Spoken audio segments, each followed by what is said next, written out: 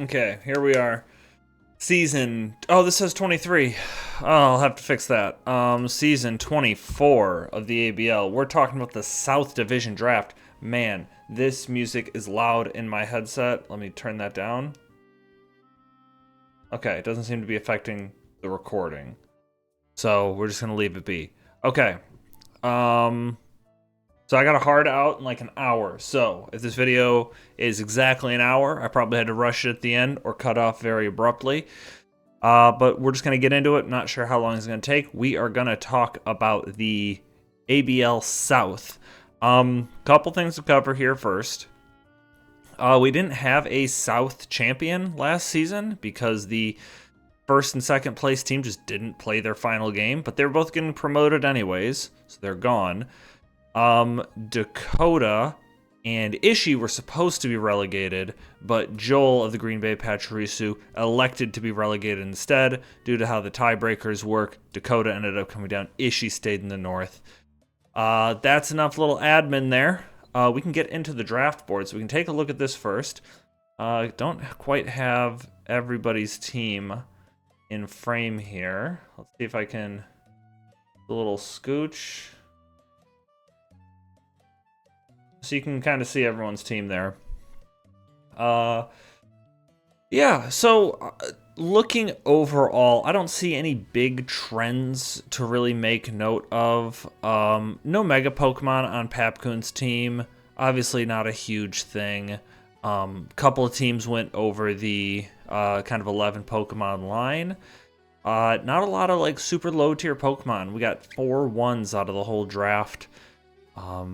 It seems like a lot of people were going to just try to take advantage of the high-tier Pokemon. They're interesting, and we'll get into it. Zane doesn't have any Pokemon over 14 points. Really kind of went toward the like high-end middle of the pack in terms of cost. We'll have to see how that works out for him. But I think we can probably jump into our first team here, which is Mitch and the Michigan Mudsdales. Yeah, it's framed up fine. We'll just leave it at that. Actually, you're gonna see some live editing. We'll mess with this, see if we can make it look any prettier. Here, yeah, you don't need to see the logo. You know this. You can tell from the color scheme whose team this is. So, you guys know how we do this by now. I don't think we have any rookies here in the league. So, I'm gonna go through the speed stats. We'll talk a little bit about that. We're gonna go through the typing, talk a little bit about that. Roles on the team, and then look for any other synergies. So I'm going into this without kind of like doing a lot of presupposition about the teams. Okay, so speed tiers. No major gaps I'm concerned about. 70 to 20 is a big drop off, but a lot of the stuff under 70 you're not running speed on anyways. So I'm not super concerned about it. I do think it's interesting. So we got Torkoal, Venusaur, Roaring Moon. Kind of a combo of Pokemon that work well together with the sun. And the thing I like, Mega Pidgeot's not hurt by the sun because of the no-guard hurricanes and also the no-guard heat waves get a little bit of a boost. I like that. I think that's good. Iron Valiant is going to be hopefully getting a boost from Pincurchin. I'd like to see another electric type on the team, like if he had Alolan Raichu. I think that would be a nice addition to this team. But beyond that, I like that he kind of has a little bit of a weather core without making it too weather dependent. And I like that he has kind of an extra mode for Iron Valiant, and his Mega is not really hurt too much by the sun at all. So I think that's good. Like I said, speed tiers are fine. Got a lot of those holes plugged. Let's look at the typings. You know, a little bit weak on the ice side. Could be a potential concern, especially if there's freeze dryers that he runs into. His best answer to that is really just Jirachi and Torkoal. I believe, let me take a quick look here. Yeah, Iron Bundle's in the league, so Iron Bundle's going to have a good time against this team if he's not careful. Flying, only 2 flying resists, but they're good ones. A little bit more pressure on Jirachi because he's going to have to check ice and flying if both of those come. But the thing that I've been trying to focus on more is not like, hey, there's a lot of red here, but if we're looking for stuff that doesn't have a lot of green. So like his only normal resist is again Jirachi. He's got no immunities. That's kind of concerning because there are a couple of strong normal type Pokemon out there that can kind of give you some hell if you're not prepared for them. Ghost to a lesser extent, but still potential exploitable issue. Dark a little bit. I don't know. Those are the ones that jump out to me as maybe being type-wise he's a little bit weak on. And now, since we don't have a lot of the data in terms of, like, we had the, like, priority and rocks and stuff down here, so I got to try to do this off the top of my head. So we've got 2 spinners, I think 2 defoggers. I'm pretty sure Gliscor gets access to defog, although you're not going to run it super often. Pidgeot also, I'm pretty sure, gets defog. I mean, it does get defog. Whether or not you run it is another issue entirely. But Hitmontop and Torkoal are both reliable spinners. You have hazards in Pincurchin, Seismitoad, Venusaur, Gliscor, Jirachi. So, good hazard setup there. Yeah, I mean, I think what else could we possibly be looking for? Like Switch Initiative. You got Pincurchin gets Volt Switch, right? I feel like it does, but also it's like it doesn't have it in random battles, and it feels like it would. I think maybe that's something that could, like, you got Fast Switch Initiative up here with Pidgeot, Roaring Moon, Jirachi, and Gliscor kind of like mid-high. But then no slow U-turners or Volt Switchers or anything like that. I don't think that's great. It's not bad by any means. You know, I mostly like this team. I think that let's see, Roaring Moon is bothered by fairy types coming in, like, and you have Jirachi that can check those and honestly give you a switch back into anything else. I think like Venusaur can also take on the fairy types to a certain degree, although a lot of them have psychic coverage. But I like but like I said, I want to loop back to Venusaur, the Venusaur Torkoal connection here. Like, you have a sun mode, and I think that's a good thing to have. I feel like there has been a shift in a lot of people's perspective as to, like, you want a different mode, so to speak, for your team. If you just come in with, like, 11 Pokemon, and they're all just, like, pretty good Pokemon, but you don't have, like, I guess a gimmick. I guess that's what I'm saying. Like, if you have a gimmick that you can use to kind of, I guess an archetype is really what it is. Like, you have a little bit of a sun archetype here with 3 Pokemon that can kind of go sun mode. Electric Terrain, if you had 1 more Pokemon, I think that could also help. Some sort of Rising Voltage Abuser. I think that's what you'd look for. Or just even another future Paradox Pokemon. I think that is what this team is potentially missing. But overall, I don't see anything here that's weak. Honestly, as a whole, I think that is going to be a pattern. I don't think anybody's team is bad this year. I didn't see anybody's draft and go like, ooh, that's a rough one. Sorry, I gotta check my phone here. Okay. I can ignore that. And we're moving on, and we're gonna talk about Texarkana Toxics and Papcoon. Okay. So, First off, speed tiers. A lot of hot. Okay, this is a problem. The fact that his 6th fastest Pokemon is at 94, and then his 7th fastest is at 65. It's a big gap in between. There's a lot of strong Pokemon in like the 80s, like, and even 70s. Like any Pokemon that's 79 or lower is automatically running Modest or Adamant if it's running offensive, and it's not running any speed investment. Even a lot of stuff at like 80 might just go ahead and run Adamant, and like that's not great. And there's a little bit of like speed goofiness going on with Rabombi here and Sticky Web. I think that, and this isn't a bad thing, him having Rabombi and Sticky Web, but the speed tiers playing against Papcoon are really odd because either you're running, if you have 90 speed or greater, you have to run max speed to try to keep up with the Joneses up here, right? If you have any less than that, you're probably not running speed. You're probably running straight bulk and offense. Just try to break through some of this stuff. That being said, we can move on to types. Only one red box showing up here, and that's fire. And Alamalola is a great answer to have there because it can check fire types ad infinitum as long as they don't have any sort of good coverage. And then Darmanitan being the other one is odd. That means he doesn't have a dragon type, I guess. So kind of annoying. Maybe exploitable. Let's see if there's any, like, not a lot of greens. Yeah, so also he's got 2 fairy types. So he can block dragons there, but it's just no. I guess his steel type is also a fairy type, so that's why he doesn't have like any green boxes in this column. I don't know. Nothing else looks too bad. See, he's got the same normal type thing going on. No ghost, only 1 normal resist. Not terrible. I don't hate what we're seeing in this chart here. In terms of hazards, what are we looking at? We've got 1 rocker, 2 rockers, spinner, 1 defogger, and I think that's it. Okay, so something I did notice during the draft. U-turn, volt switch and U-turn, nothing. Flip turn, teleport, volt switch and U-turn, nothing. Chilly reception and probably maybe teleport, I don't know. Great switch initiative on this team.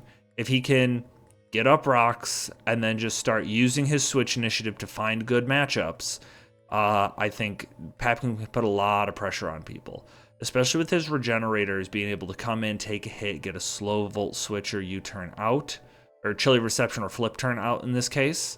He can get in his offense and put on a lot of pressure. I think that is going to be the main focus of this team. In terms of, like, since I talked about modes, I think that's in the last team. I'm going to try to talk a little bit about those in each one of these. This team doesn't have one, but I don't think that's a big problem. I think this team is made in a different way. It's made to be a switch initiative team and always have the upper hand that way. Kind of like not let anybody get their own momentum because you're keeping up so much of yours. Overall, I like it. I think it's solid. This is an execution team. Like, you need to plan correctly and you need to play correctly. Having U-turn, volt switch, flip turn, teleport, chilly reception, it takes the pressure off in terms of having to predict properly, because okay, I got a little bit of chip and now I brought in a counter, and then I got a little bit of chip and I brought in a counter, and eventually you start like wearing stuff down to the point where your resists are always 2-hit KO'd by stuff. That's the goal. Urshifu Single Strike's a great Pokemon to be able to force that, because you're going to U-turn out as the Fairy type comes in, and then you're going to bring in Tinkaton, and that's going to be forced out as the Fire type comes in. You're going to go into Alamalola, be able to take that hit, flip turn out into something else. I think what I would have liked to see on this team, and I don't know if it was available, it would have been available at some point, is some sort of trapping thing. Like, if he had, like, Gothitelle is still available. You could go get Gothitelle, and maybe you could, you know, the electric type comes in on Alamalola, and you flip turn out, and you go into Gothitelle, and it's Scarf Gothitelle, and you're able to 2-hit KO it with Psychic or Energy Ball or something like that, which will open up your Volt switches. Hold on. We're trapping a Psychic type, not a ground type. I was goofed there. But yeah, you get rid of your Psychic type or the electric type. Now it's more difficult for Alamalola to be killed, and it opens up Zapdos or something like that. So something to consider. That's maybe a change I'd like to see him at least consider.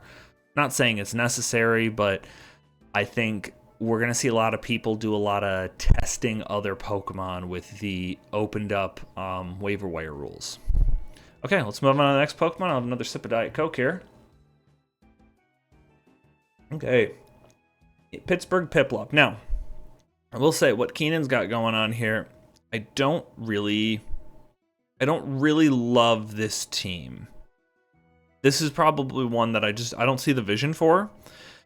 So another big speed drop off from 85 down to 50, but also a lot more top end speed. And I guess I shouldn't even say top end speed because your fastest thing is 101 and you don't have sticky web support. And this team also doesn't like play Trick Room. I think that is an issue. This team is quite slow and it doesn't have a way to mitigate that slowness outside of like throwing off a Thunder Wave from Sandy Shocks, or maybe Reuniclus gets it, or a Stun Spore from Roserade. Beyond that, you have very little speed control on this team. This team's going to live and die on Scarfers, and that's a problem. There's that.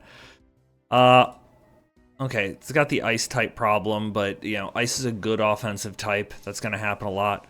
Ground. You don't usually see so many ground weaknesses. Heracross, not an ideal resist. You got the... I don't love this ground thing because all of his walls are weak to ground, or not weak to, but don't resist ground, with the exception of Bramblegast, which is kind of a wall, kind of not.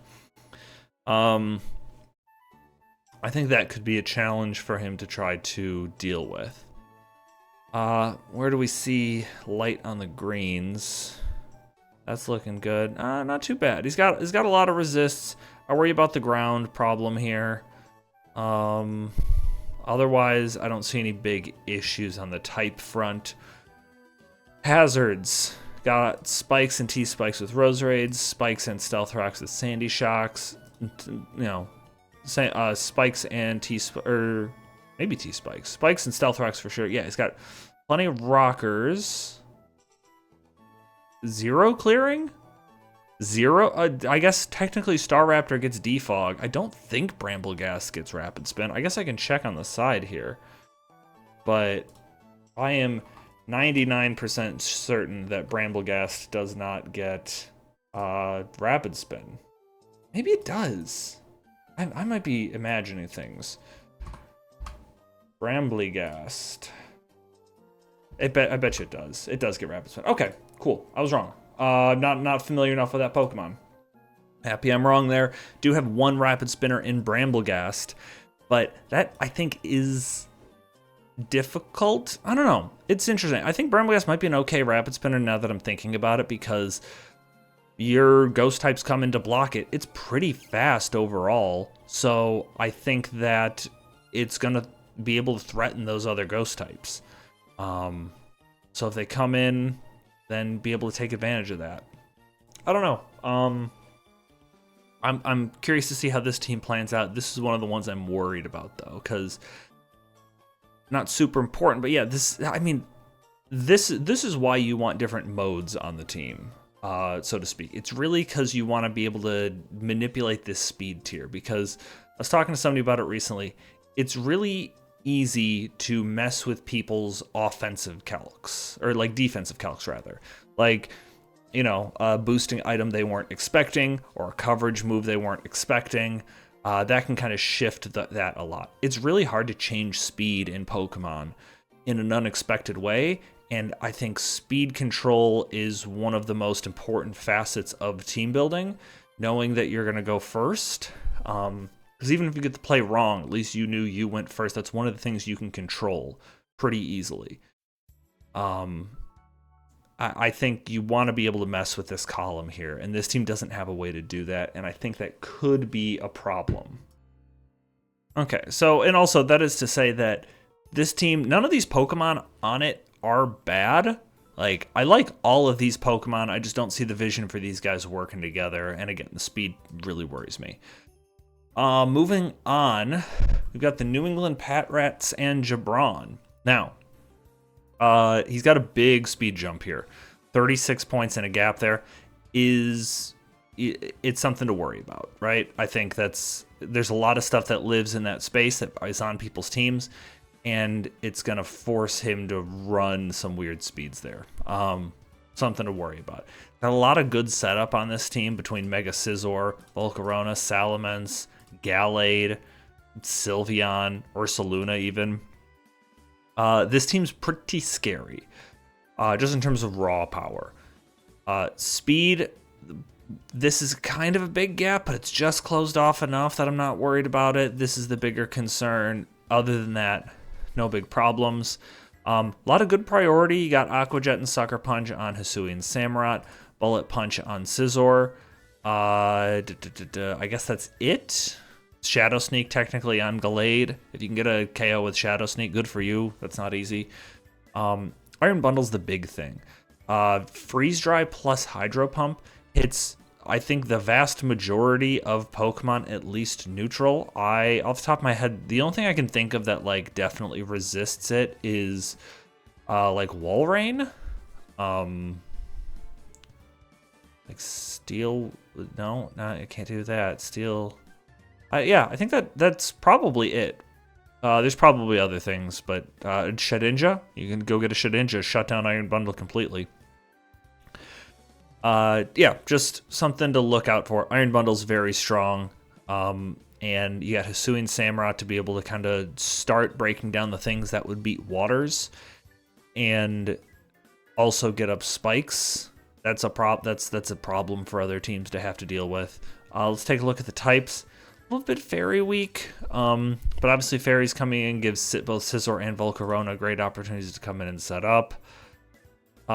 Flying. Ooh, only the one flying resists in Rotom.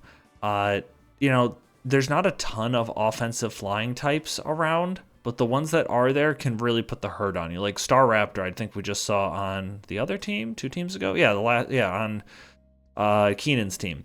Staraptor against this team comes out, clicks Brave Bird, gets a kill. That's mostly just what happens. Like Choice Banded Brave Bird comes in, and then it's a question of if it's going to risk a speed tie and try to get something else. Because also there's only one normal resist. It can eventually go to Double Edge. If Scizor and Rotom aren't there, then it's got to kind of choose. If one of the two aren't there, then it can just come in and get a kill with either Brave Bird or Double Edge. Also, Poison, only having the one resist and one immunity, could also be a problem. Ice types, he's got a lot of interactions with ice types here. Almost every Pokemon is either weak to or resists ice type on this team. Did this come through? Okay. Didn't get that. Okay, sorry, I'm getting work text at the same time. But type-wise, that's the real thing. That's the only things that I really feel like I need to that jump out at me. This team's mostly going to be about. I think this team's going to basically be hammers. Pokemon's going to come in, use a setup move, start to attack. Probably going to be Hisui and Samurott leading off, getting up hazards, dying, something coming in, starting to threaten things, get an attack off. This isn't a lot of pivot around and try to get the right matchup. It is. Hopefully you don't have the right thing to stop the setup Pokemon I brought this week. This is just knock down walls. You're not going to see a lot of switching against this team. That's my prediction for that.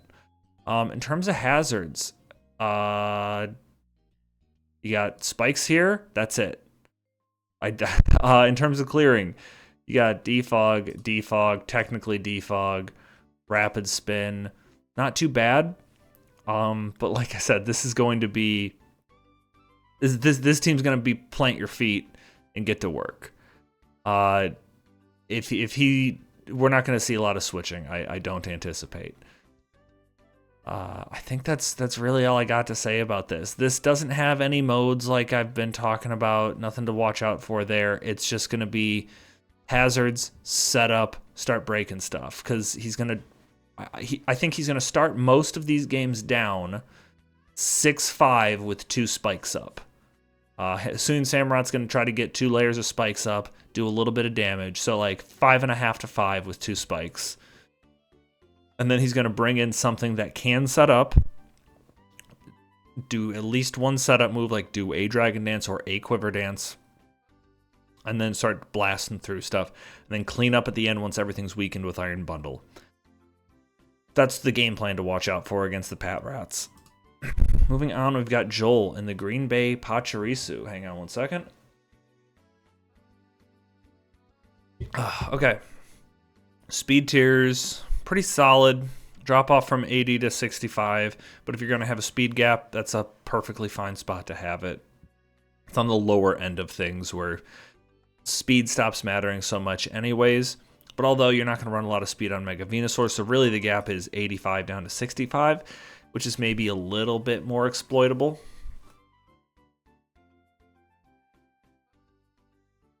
So let's look at the big thing he's got here. He's got a couple modes to watch out for. So you got Koko Lucha, classic combination.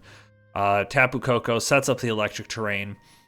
U-turns or volt switches out to get in Lucha, who automatically activates the electric seed and gets +2 speed from Unburden, and then has opportunities to set up and sweep and potentially break past some bulky water types or other potential checks by using electric terrain boosted Thunder Punch.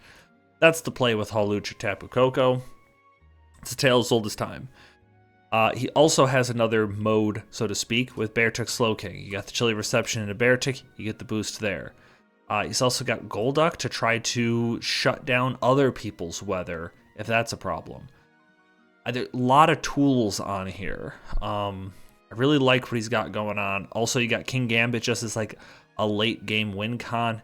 You have Electric Terrain and Iron Treads to combo together. Iron Treads isn't a Pokemon I'm super big on just because like not super fast, not super strong, decently bulky on the physical side, but it like a lot of the physical hits that you're going to take are like Earthquake and Close Combat are two of the most common physical moves in the game.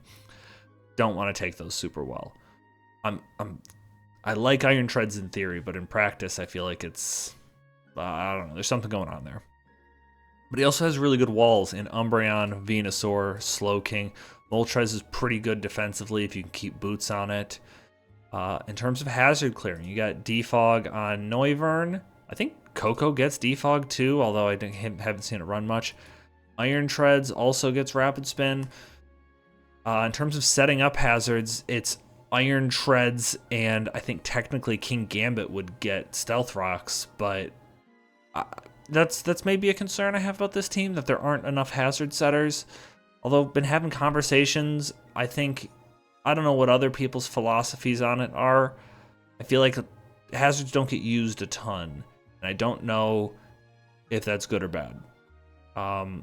It is what it is. Some people might say, hey, don't even worry about getting too much hazard clearing because most people in League don't take the time to set up Stealth Rocks. It's like, obviously exceptions can be made with stuff like Cleavor and Hisuian Samurott, because they're attacking and getting up hazards as a byproduct. I don't know, something to look out for. It's maybe not as big of a problem as it once was, but okay, let's look at types. We got a red box here on Electric. I do think he's got an immunity and 2 resists to 4 weaknesses. That ratio isn't too scary, but what is scary is the fact that a lot of those incoming electric attacks are going to be boosted by his own electric terrain. Could be challenging to work around. Rock. I do this every season. I'm like, oh man, there's so many teams that are weak to the rock type, or they have like a susceptibility to it just in terms of that ratio. I'm not worried about it because there's so few offensive rock types. Basically, unless somebody takes one of the Lycan rocks or a Tyranitar, it doesn't come up. I know there's a couple of Tyranitars floating around in the league, but overall, it's not super. It's hard to exploit because it's also an unreliable move they're clicking. That's just the thing. I've already talked about like the type synergies and the hazards and how much priority we're looking at. Like a little bit on Beartic, a little bit on King Gambit. That's about it. Not the end of the world. I see this as like I really like Slowking in this metagame, being able to come in and like take a hit, pivot out, and get in a bigger threat, even if it's not Beartic. Just being able to like, you could pivot into Koko, who could then Volt Switch into Lucha, and like, there's enough pivoting on this team where he's going to be able to get the matchups he wants. Not quite as good as Papkun's team. I do think maybe a problem here is there's not a ton of just immediate threatening attack. His strongest special attacker is Moltres, which I don't love Moltres as a special attacker. No way to boost there. Same thing with Mega Venusaur. Like, you can't really choice these guys. So your best choice specs user is Miss Magius, who's not really that strong. On the offensive side, King Gambit's somebody you want to kind of bring in late or as like a revenge killer. And it's really matchup dependent. Beartic, very matchup dependent. I think that's my biggest gripe with this team. There's not a lot of immediate offense, and that's a challenge he'll have to deal with. I'm going to pause this recording for a second. Okay, we're making pretty good time. Got a couple teams left to go, and we're going to move on to the Blackburn Snovers Pokemon Club. Man, it's always interesting to me how much these like grids here are filled in, because it really seems to vary from team to team. I just, in terms of like like this feels like a very stacked grid here. But let's get to work here. Let's take a look. Speed tier wise, looking solid. No complaints. Actually, I already talked a little bit with Dakota about this team, so no complaints on the speed tiers, right? Fighting, not too bad. Like there's the ratios, obviously you got a deficit because you got this red box, but I don't think that's too big of an issue. This one, the ground is really interesting because obviously you have a big deficit. You have one resist in Tangrowth, but it's a great resist.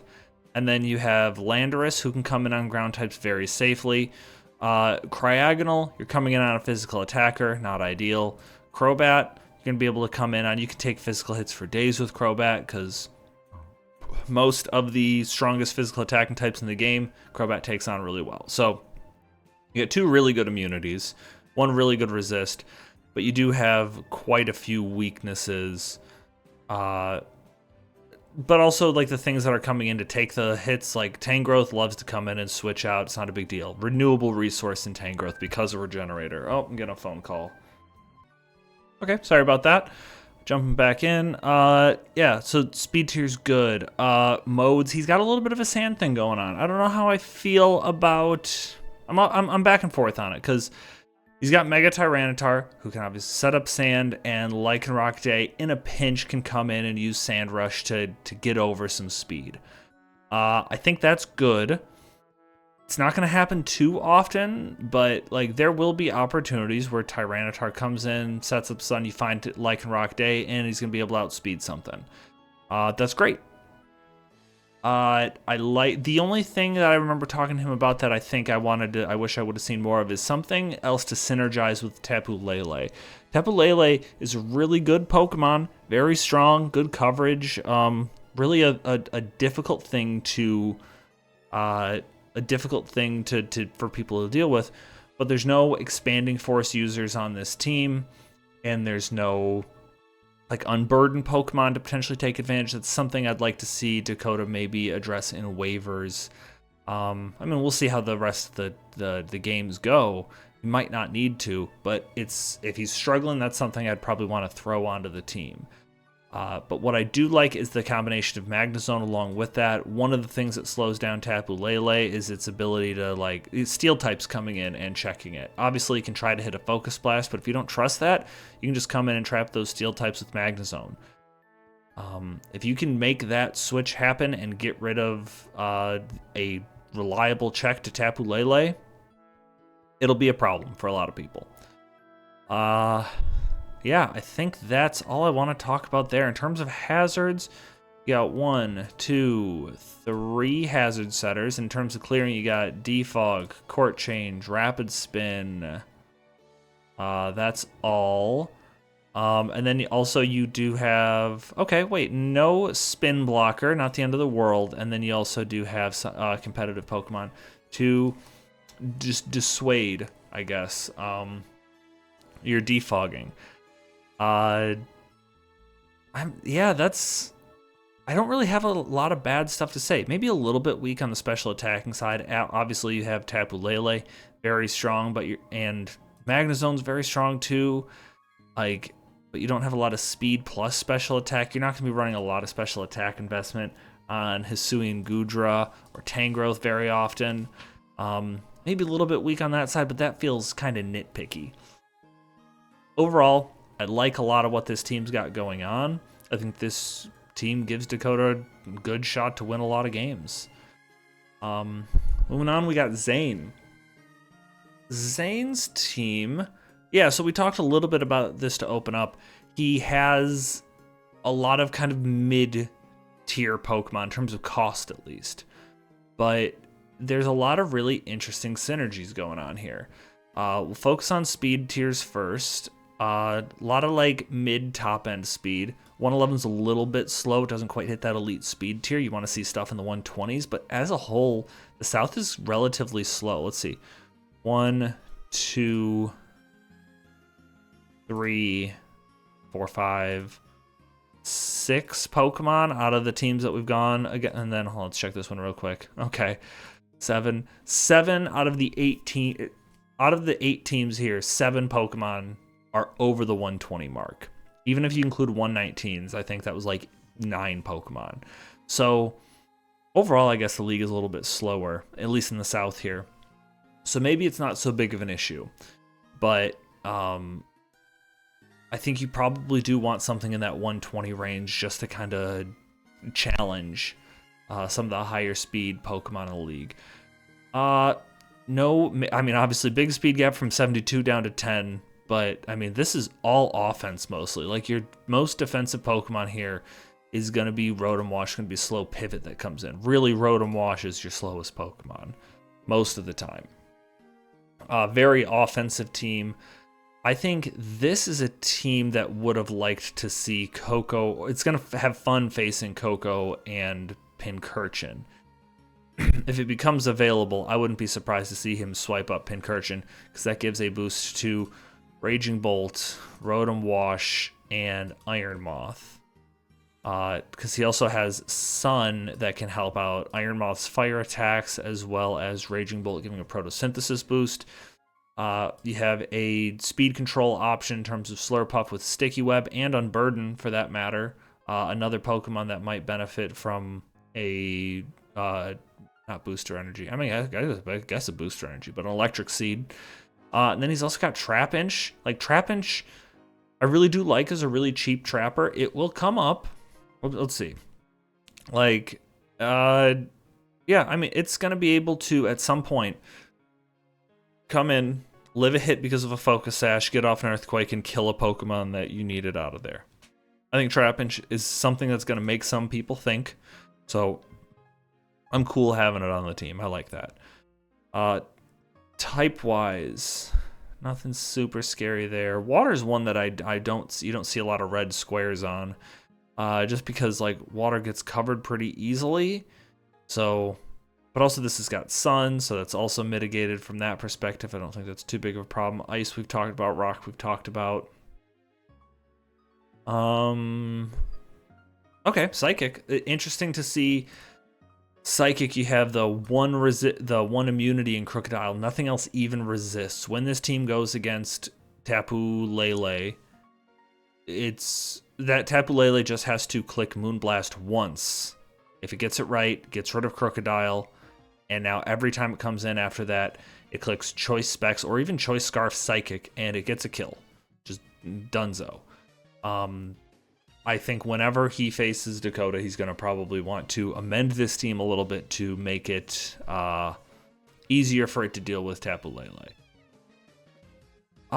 Beyond that, I don't see anything that's super concerning.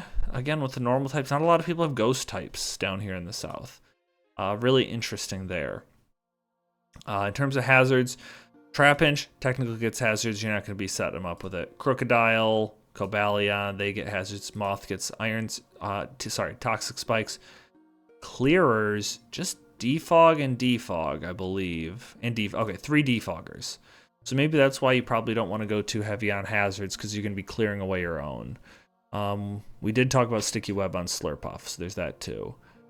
I don't love the hazard game here, especially because you have a Glaring Darmanitan, which is going to be coming in and taking 25% from hazards, because you're not running boots on Glaring Darmanitan. Let's be honest. If you're running boots on Glaring Darmanitan, I just don't see that happening, really. Like, that's what it comes down to. Landor Manitan, I'm really excited to see because it got taken in both leagues and we haven't really seen it before. With a team like this, has a decent amount of switch initiative. You got volt switch, U-turn, volt switch, U-turn, volt switch, U-turn, U-turn. Quite a bit of switch initiative. Not the best hazard control for that. But I do think that this team it's going to have opportunities for Glaring Darmanitan to get stuff in. It's going to be able to just break through some stuff. Excited to see how that works out for it. If he can keep it alive. I feel like maybe he needs a Healing Wish Pokemon on this team. As I'm going through in my head, maybe you could think about a Hatterene option on here. Gives you another Psychic Resist, keeps discourages hazards, and then I believe it gets Healing Wish. That's Zane. Let's move on to our last team. We've got Connor. So Connor went for it, took Deoxys Speed, fastest thing in the league by an absolute mile. I think the next fastest thing after that, if I recall correctly, was Crobat. Let's check real quick. 11, 30, 30, 36, never mind. That's the fastest thing. So I'm pretty sure Deoxys Speed doesn't actually have to run speed. Let me pull up a calc over here. You know what? Here, let me pull up my speed worksheet on the side here. I'm sorry, I gave this away once. I'm not gonna do it again. So, Deoxys Speed at 0 speed hits 396. 130 speed Pokemon, max speed, it's 394. So you do have to run a little bit. Oh, no, you don't. Like, a max speed... hold on, but we have a 136 in the league. So it has to run a little bit of speed to stay ahead of timid max speed Iron Bundle. But other than that, it can just dump everything into attack and HP. Obviously, there's Scarfers to worry about. But, so we're talking 396... Choice Scarf. Stuff in the 70s. It's probably about 72. The choice Scarfers that come after it have to be faster than 70s just to keep up. If he just runs neutral speed, max speed, neutral nature, he's 459, which means choice Scarfers have to be 85 faster than that, probably 88, probably like a choice Scarf Excadrill it might speed tie. I mean, I could look at the number. 459. Like, this is such a weird cheat code to be able to stay ahead of Pokemon. Even 90 might even not make it. Sorry, I know this is riveting. Yeah, so you have to be at least 90 speed to be able to keep up with, adamant, or not adamant, you're going to run modest max speed. Choice Scarf is at 90, need to be able to keep up with that. That's tough. Really skews team building in terms of speed tiers. Really opens up a lot of options for this team speed-wise. And then you have Walking Wake after that. No sun on this team, or rain for that matter. Walking Wake works well in weather, but not in sand, which is here. Like, this team would benefit from, like, it's going to face sun. There's 2 other sun setters in the league. I'm just surprised we didn't see Ninetales end up on this team. Tyranitar and Dracozolt together, very scary, because this is able to flip the speed tiers and really make Dracozolt very scary. Gonna, like, really mean all those ground types have to stick around. Because you need them around. Glalie also going to threaten those pretty well. I don't think he switches into the ground types very well. As you can see, he's only got the 1 immunity in Vikavolt. That's a problem with this team, I'm realizing right now. You need to get rid of the ground types, that way Dracozolt can run wild, and you don't have a good way to switch into the ground types. You're going to be taking some damage, unless you want Vikavolt to be your designated ground switch-in, which I think that's going to be a problem, because pretty much every Pokemon that runs Earthquake runs a rock move most of the time. Uh, Water, same sort of thing. I don't know. I'm not super worried about these. It's actually, even though there's not a lot of ghosts in the league, it does have a significant ghost like resist problem here. Only the one dark type in Tyranitar. Although, like, man, you want a Pokemon to eat Shadow Balls, that's your guy, right? Type wise, that's the biggest thing I'm seeing. The ground's a big problem, especially with the way this team's gonna flow. Yeah, we talked about Ghost.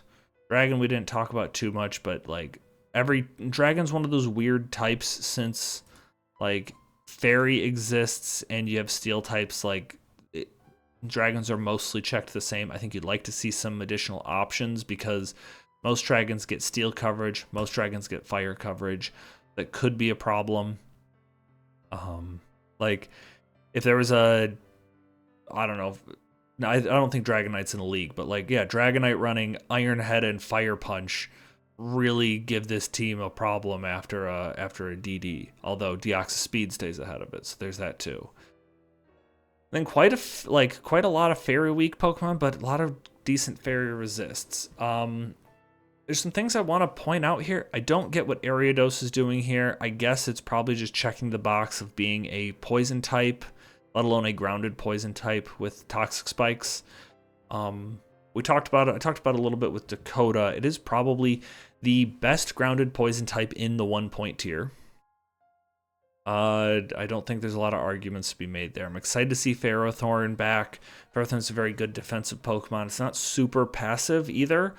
So that obviously adds a lot to it. Oh, we did talk about speed tiers a little bit. They're mostly good. Obviously, the big jump here, but also this skews everything so much.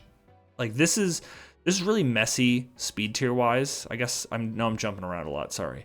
It's really messy speed tier wise, but in a helpful way, I think, because fundamentally, like you don't have any huge speed gaps. Like you don't have a ton of speed.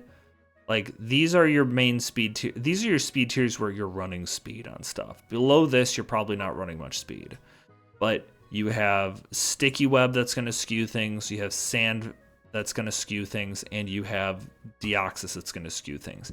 It's going to be really hard for your opponents to know how much speed to run, which is going to allow you to outspeed some things you probably shouldn't outspeed a lot of the time. Could be pretty interesting there.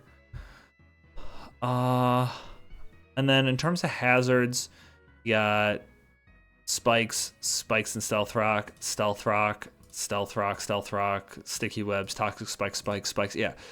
Hazards are going to be up galore, but you only have the one spinner in Great Tusk, and I don't even think you have a defogger here. That could be a concern. But I like this team's going to be fun to watch, I think. It's got a lot of different options. It's going to be hard for other teams to plan for. I think that's really all I have to say. Let's take a little look at the schedule. You got Mitch versus Connor. Am I still capturing all this? Yeah. We got Mitch versus Connor to start off. Let's take a look at the draft and see they're at the opposite ends here, so I can't get them both in frame. So I'm not gonna try. So we're worried about ground types over here. Only ground type. Mitch has got 2 ground types in Gliscor and Seismitoad. That is actually really good. That's really good for Mitch. Gliscor is a problem for the Greninjas. And I think Mitch has a nice matchup there. Back to the schedule. We also have Papkun versus Zane. Oh yeah, these are going to be these are the 2 teams I think I'm most excited to see what they do. Papkun's team is going to be about finding an opening, and Zane's team kind of similarly do like it's got a lot of power here. Like Zane's team's going to function a little bit similar to Jabron's team in terms of just kind of punching holes and stuff. But overall, I like the matchup there for Papkun pretty well. Then we got Keenan versus Dakota. Hold on. Back to the draft board. Keenan and Dakota. I did talk to Dakota a little bit about this. He has one or two Pokemon that just shuts down like the big boppers on Keenan's team. So Keenan's going to have to try to make really good use of these brown tiered Pokemon right here. He's going to have to figure out how to make these Pokemon shine, because these blue Pokemon are not going to have a good day against Dakota's team.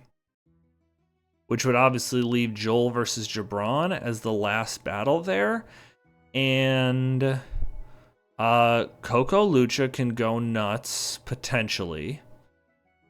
But it's just going to be, like, I think Joel's team is going to Joel's team is designed to, like, you know, kind of force different matchups here. And Jabron's team is designed to be kind of matchup proof. It's just you send in the Pokemon that has a good matchup at the time and then leave it there until something dies. Jabron isn't giving up momentum because he's never switching. Again, that's just my perception of the team. Maybe that's not the plan, but I think that is what this team is designed to do. I don't know if I'm going to come back and cover waiver claims. We'll kind of have to see what the tenor of the league is and how quickly those happen. But I want to thank you all for listening. This is probably going to go out first, then we'll get the North shortly after. We'll see you next week. Goodbye.